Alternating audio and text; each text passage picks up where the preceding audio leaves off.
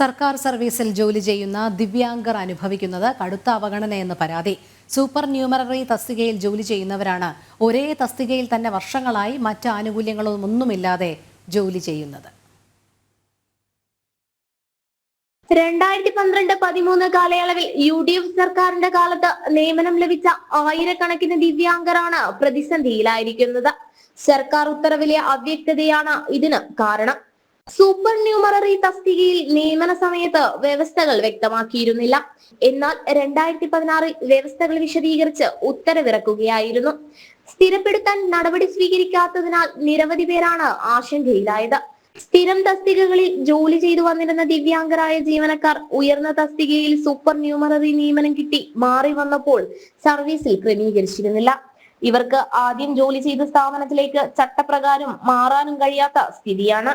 ഒരേ തസ്തികയിൽ 10-ലധികം വർഷം ജോലി ചെയ്യേണ്ട അവസ്ഥയിലാണ് ഇത്തരത്തിൽ നിയമനം ലഭിച്ച ആയിരക്കണക്കിന് ജീവനക്കാർ. ജോലിയിലും വേതനത്തിനും വിവേചനം അനുഭവപ്പെടുന്നതും ഇവരെ ബുദ്ധിമുട്ടിലാക്കുകയാണ്.